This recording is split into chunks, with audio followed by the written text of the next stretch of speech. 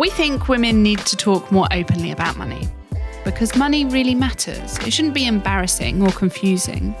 Join the conversation. We'll be discussing a whole range of topics which will help you get comfortable with your finances. Money Matters, brought to you by AJ Bell. Hello, and it's a very special episode of the Money Matters podcast because we're celebrating International Women's Day. As always, Laura Suter is here. Hi, Laura. Hi, Danni. Hi, everyone. So Money Matters has been going for just over a year, and our aim is to make women more confident with their money. And what better time to look back on our journey so far than this day? Because this day really is brilliant at making us think, making us assess where we are and where we need to go. So we're doing things a little bit differently with this episode. First, I've caught up with Baroness Helena Morrissey. She's been campaigning for more diversity in financial services for decades, for pretty much most of her career. And Money Matters is just part of that work that she's doing. Yeah, she's fantastic. And with the theme of this year's International Women's Day being Embrace Equity, I've been chatting to the award-winning journalist and best-selling author of crime thriller The Calm, Saima Mir, about why equal opportunities don't always create equity and how her experiences as a British Muslim woman have made her into the woman she is today. But don't worry, we will still have our usual financial confessional at the end of the show. And I'm really pleased to say that we had an event this week and loads of the audience got involved with submitting their confessionals and dishing the dirt on all of their money mistakes. So we're going to be putting those together and we'll have them on a future episode for you. Yeah, it was really a great night. So thanks to everyone that joined us. And if you couldn't make it, don't worry.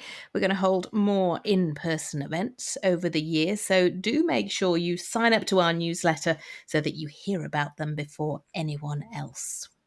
Right, let's dive into that chat that I had with Helena Morrissey. So she's been talking about all the work that she's been doing through her career, but also what else she thinks there is to be done. So it's International Women's Day and you've been battling for years to get more women on board, more women involved in finance. So what do you think has really changed over the past 10 years or so? Well, in general, there's been huge progress, particularly obviously on women on boards, where we've now gone from less than 10% to 40% now. And to be honest, that's wildly exceeded my expectations. And I think what's been fascinating there as well, you've seen how the lens to which people look at this situation or this issue has changed. So now it's completely normal to have a gender balance or a board approximating gender balance. And, 10 years ago, it was absolutely not the case. So that's been fantastic. We've got more women in parliament. We've got more women prime ministers, a lot of progress. The one thing that stands out a bit like a sore thumb is we haven't made much progress in terms of women in finance, particularly women in investment roles. And so why do you think that is? What do you think the barrier is in that particular industry that's stopping more progress? So I think we have an image problem. I think a lot of people, and including a lot of women, think this is still like Wolves of Wall Street. They think it's still very macho, very aggressive, extremely long hours culture, and you have to be a certain type of person to succeed. Whereas there are many different roles in the investment world, and plenty of diverse people do and can succeed. So we've got to get out more and explain as well, I think, about what we're trying to do as an industry. We're not about just making money for its own sake. We're actually got a very strong social purpose, trying to help people, to have more money in their old age or any stage in their lives, to have better financial well-being. And I think, we've got to be quite proactive about setting the record straight on that. People will just fill a gap and, the apocryphal, legendary kind of things will fill it if we don't proactively explain what it is that the financial services industry does. And I know that you're involved particularly in getting more female fund managers on board and kind of trying to improve the diversity, particularly in that industry. How's progress with that going? So I chair something called the Diversity Project. And just to be very clear, it's not just about gender. We are trying to improve diversity and inclusion across all dimensions in the investment and savings industry. The most recent thing that we've done is to launch a specific program designed to solve this age-old problem of a scarcity of female fund managers. And it's called the Pathway Programme. It launched in January 23. 60 women are on the first cohort. And I'm really excited about the potential here, because I think what's happened, what I've realized, and this is a self-critical statement, this is not blaming anybody else. I thought actually what we've been doing is, quite vague things. We've encouraged women to network. We've encouraged women to apply for roles. We've encouraged women to, speak up when they're on maternity leave and express their ambition. But we haven't actually said, we're going to have a program that really fills the gaps that you might feel you have around confidence levels, around how to behave if you're the only woman in a team of men, just some of the real practical things that women tell us that they need. And so we've got this program designed to complement professional qualifications, on-the-job training, and every woman on the program has to have a sponsor back at her firm. So for the first time ever, literally, I've worked for 35 years in the city, but the first time I actually feel we're onto something. Obviously, the proof, as they say, lies in the pudding, and you can come back in a couple of years' time. Literally, there are less than 200 female fund managers in the UK. So we, a few more could move the numbers quite considerably. And why do you think that matters for kind of the average person, or I guess more specifically, the average woman on the street? Why does it matter to them that there's more women in finance? Well, again, I think it's a bit of a sort of vicious spiral at the moment. I think a lot of women, we know that a lot of women don't invest. There are a number of reasons for it, but one is that they feel they don't understand, they don't know where to get started, they worry they might get ripped off. There's a whole host of reasons that women cite. And one reason, I think, is because they feel this is not for people like them. They see, again, this male face of an industry, and they might feel that they wouldn't personally be understood, their needs might not be met. So I think, our industry needs to reflect the customers that we're looking to serve. And I'm very confident that if people started to just expect, like you do now, you have doctors, don't you, at equal numbers, or probably more women than men, lawyers, more women than men are entering the law profession. You kind of expect it could be a man or a woman, and you're not really got this sort of image issue in your mind preventing you from seeking advice, or from just, getting a first step, dipping the first toe in the market. So I think it's going to cause more women to feel comfortable that actually this is something for them. And we know from our research into the gender investment gap that there's a whole multitude of reasons why women aren't investing, whether that's down to gender pay gap or taking career breaks or the pension gap. There's so many kind of different factors that play into it. But what one area would you like to see significant progress on over the next 5-10 years, for example, to help reduce that gender investment gap? Is there one area that you think might unlock quite a lot of those other areas? Well, clearly, the biggest reason cited is a lack of disposable income for women. And, clearly that's not going to be fixed unless we can solve the gender pay gap once and for all. And again, going back to our opening part of this conversation, I do see progress there. I do see not just a few more women at the top, but more opportunity for more women to fulfill their career potential. So we have to keep working on closing the gender pay gap. But then we need to, if I was going to say one other thing that we could do, I'm cheating here, I'm asking for two. I think it's about education and informing, and really making women feel very much on top of things when it comes to their finances, to feeling like it's like being healthy, or, planning for, your children's education and stuff. You kind of do these things as a matter of course. You kind of get it into your daily lives, your weekly lives. At the moment, I think finance is, for many women, sort of a once every blue moon kind of thing, when usually there's a problem or they're worried about something. So education, so women feel confident and comfortable, and really feel that they're more in control of their financial destiny. So we've obviously talked a lot about how to kind of get people into investing, and that's what a lot of the Money Matters campaign does. But do you think that there's an element where we should be starting earlier than that, starting even before people are thinking about investing? Definitely. I would love more focus on financial education at school level. I think the earlier, the better. And you obviously can make it, like they do wonderful teaching nowadays of maths concepts compared with when I was a child, when it was all very dry and theoretical. And now, of course, it's all brought to life. Money is a great aspect of education that you can translate into real life issues. And I just think it would make people feel less scared of the whole concept of money, and less embarrassed to talk about money. I think that does stop us from sort of getting to grips with it. And the earlier we can start, the better. So more on financial education, more talk about money issues in their family. I think this is where it all can start. And the theme for this year's International Women's Day is Embrace Equity, which I know is something that you're really working on with your work with the Diversity Project.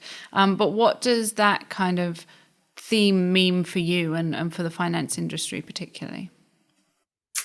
Well, I have to admit, Laura, when I first heard of it, I thought, it's a bit premature for the finance industry because, of course, we are a long way off equity at present. But the more I thought about it, the more I thought actually it is applicable, because what we don't want to do is to just focus on equality. And you might think, well, that's a strange thing to say, but actually we don't want to have, sometimes it means that we just treat people the same. Whereas actually men and women often have quite different aspirations and attitudes to money. There's a lot of research that's been done that shows that women are less motivated by the idea of just making money, and we're more motivated by the idea of saving and investing for specific life goals. So let's recognize the differences. And also, of course, women aren't all the same. We're all very diverse. We have different educations, backgrounds, personalities, etc. So the idea of embracing our differences, embracing the principle of fairness, but accepting that people are different, I think that's what the theme for me represents. And I think that is incredibly important. And I hope would attract a lot of people to think about it in a slightly different way, that this is not just about, say, training women to be more like men, for example, but actually making sure that the system, that everything is equitable, whatever your background, your gender, etc. Amazing. Thank you so much for joining us today. Pleasure. Thanks for having me.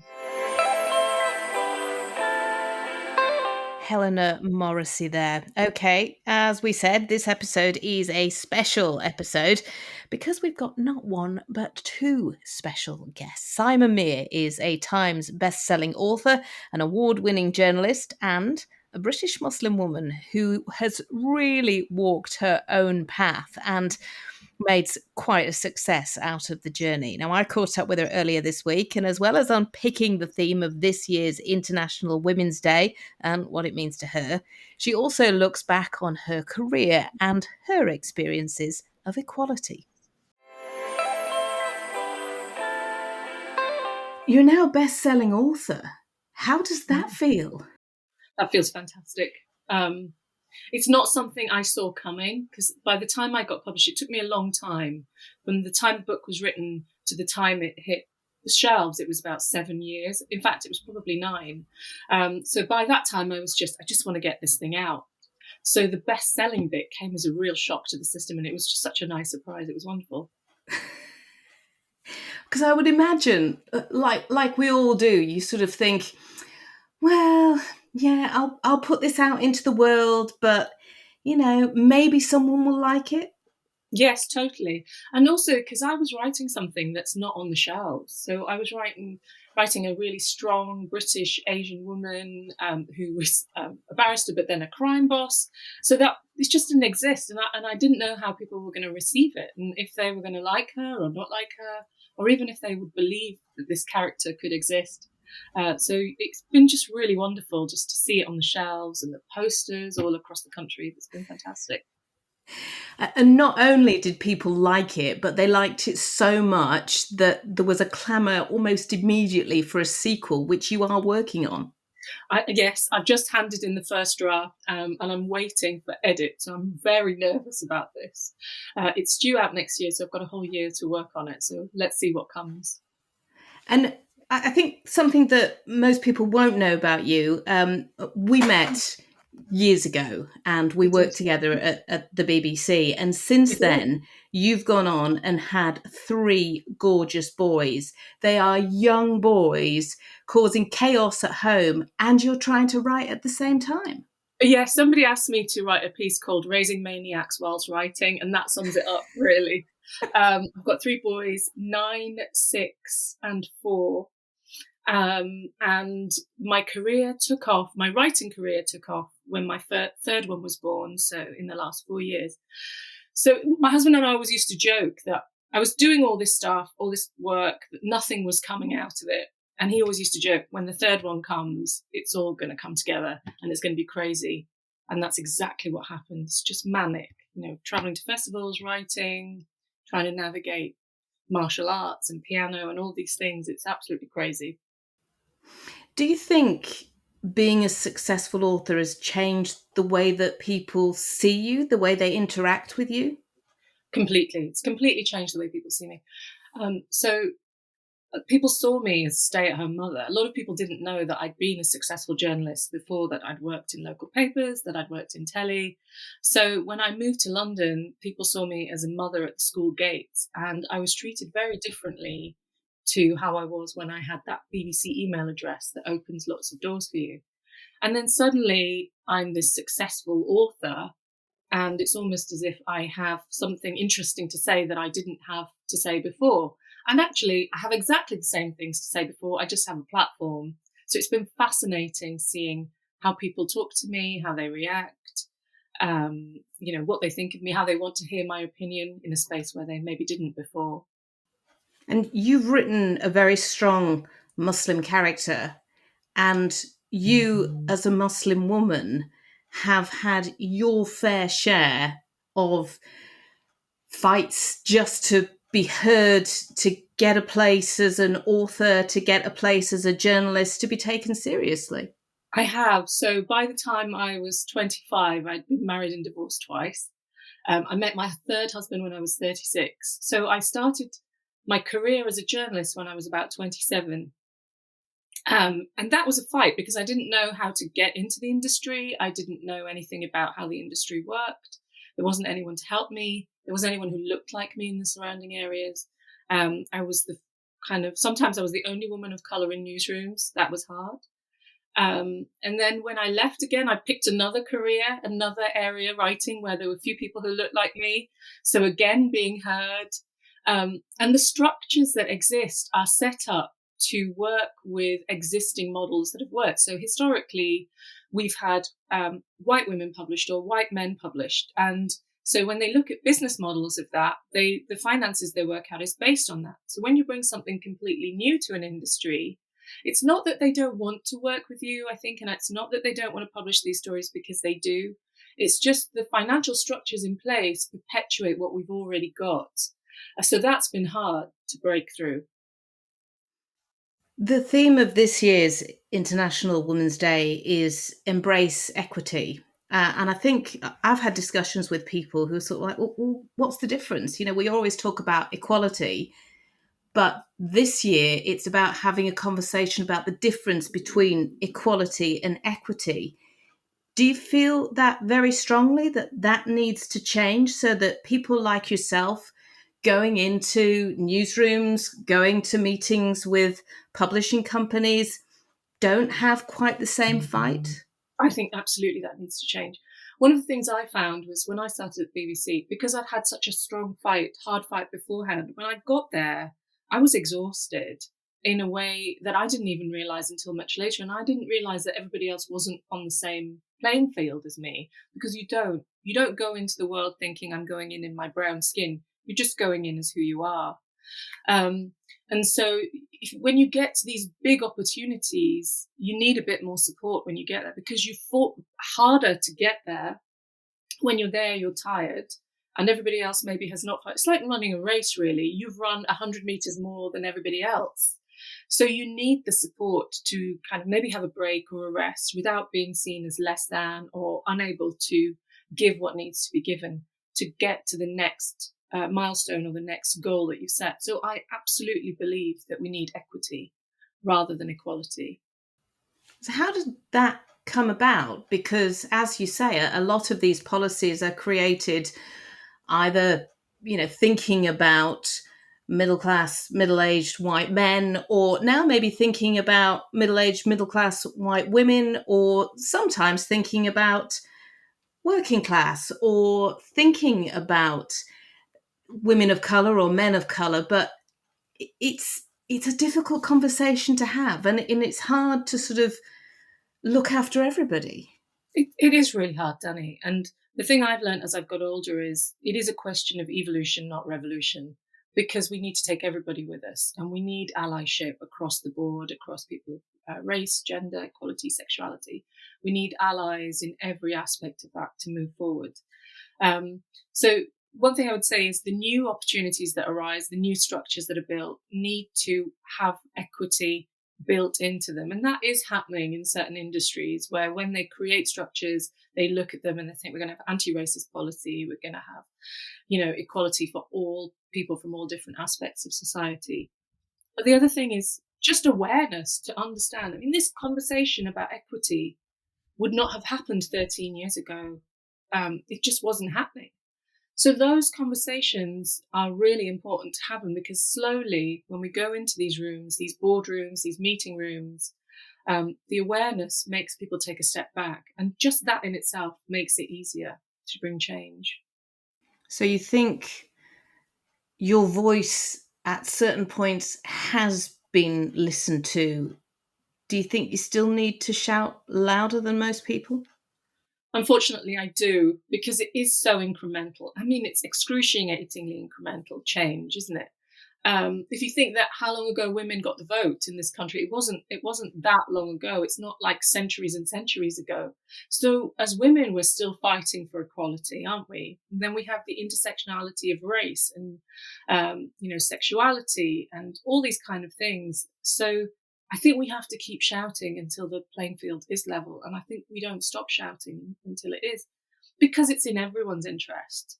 And it is in the interest of that kind of straight middle-class white man as well, because I feel he's being done a disservice.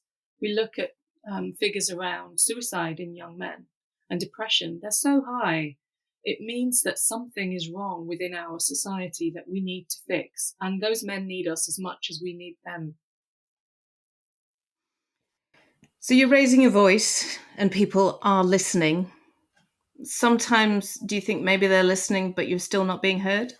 Completely. Absolutely. So my journey as a writer is fascinating, because even though I'm a bestseller and I've hit lots of goals along the way, I've won awards for journalism, I've been a bestseller, I've spoken at Yale, I get spoken to, at festivals, but getting the next deal as a writer is always a scary thing, especially when you look at the finances of what people get offered. And again, it's to do with the structures that are in place. I don't for a second think it's to do with the commissioning editors that I meet, because they're all intelligent women and men who want to have equity and equality. But again, they're kind of beholden to these structures. So we keep shouting until the structures completely come down, until they're smashed, and until everybody gets the same treatment in society. Because people assume once you're a best-selling author, that's it. You're absolutely minted. But you're a mum of 3. You still have to contribute to your household finances. You're clearly not in a full-time job because you want to use your voice in a creative way. That must get quite tricky sometimes. It's really tricky. And, I actually did think that once you're a best-selling author, that's it. The money comes rolling in.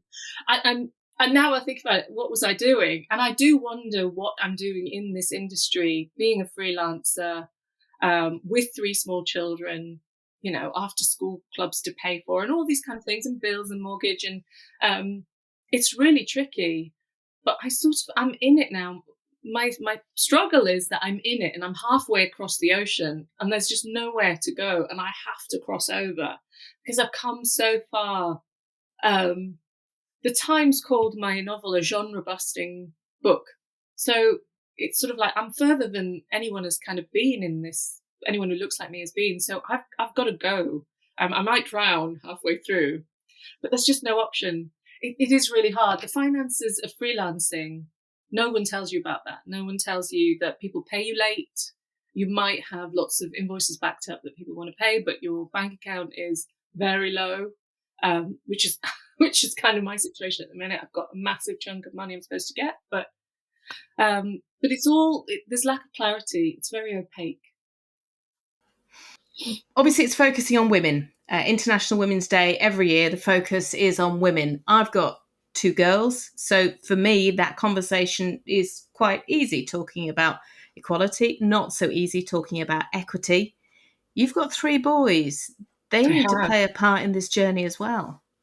I think they have a very important part to play. One of the hardest things that I learnt as a feminist was that women cannot do this work alone.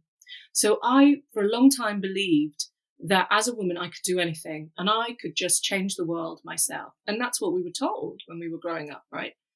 And then I realized this is a myth, because anyone who's ever got anywhere has been helped by other people. Men have been helped by women. Men have not done this alone.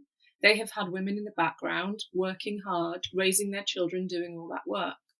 And women need the same. We need the support of our brothers, our fathers, our husbands, our partners, men in our industries, in our business places. And so what I want to teach my sons is about their place as allies for women, and how it is equally important for them as it is for women. This isn't just about equal pay. This is about our well-being, emotional well-being as a society, that we have to treat everyone with equity for us to be happy. That's just such a perfect place to end it. Thank you so much. Saima Mir there, and her best-selling book, The Khan, is now available in paperback, and you can follow her on Twitter at Saima Mir, or read any of her work in many national newspapers. Speaking of books, do check us out on social media. We have got an International Women's Day gift for you, a free download of the new edition of Inspirational Investing, which features a chapter on menopause and money based on Money Matters research. You can find us on Instagram, Twitter and TikTok, all the social media, at AJ Bell Money Matters or at AJB Money Matters, and we'll put the link on there for you to download your free copy. And we've excitingly got a new website coming soon, so keep an eye out for that. We'll have details on future podcast about how you can find that and all of the great stuff that you can find there. And on our next podcast, we have the great Claire Barrett, who is consumer editor at the Financial Times. She's a podcaster, a financial agony aunt, and an all-round great person, and also an author. So definitely listen to the next episode to hear from her.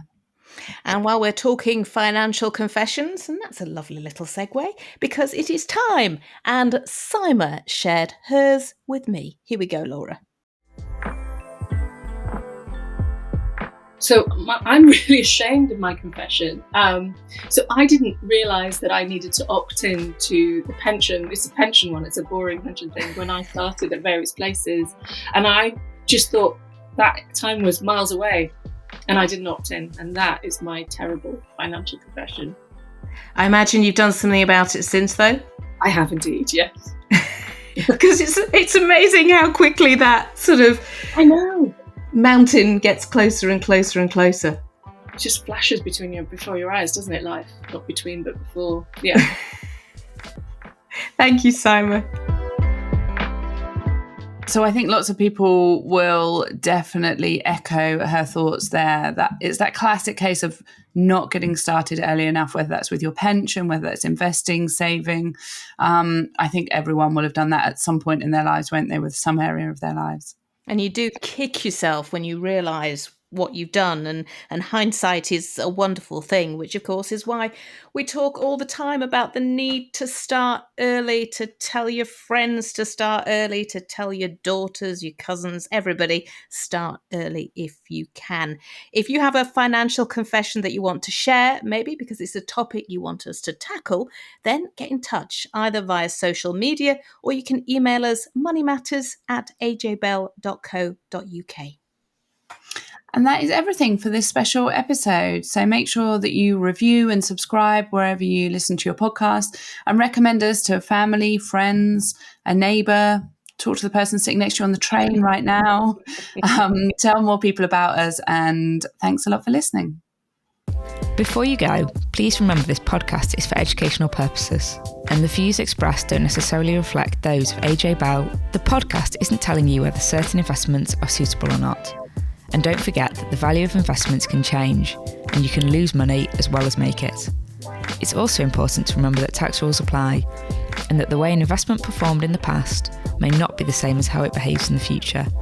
If you want help, go see a qualified financial advisor.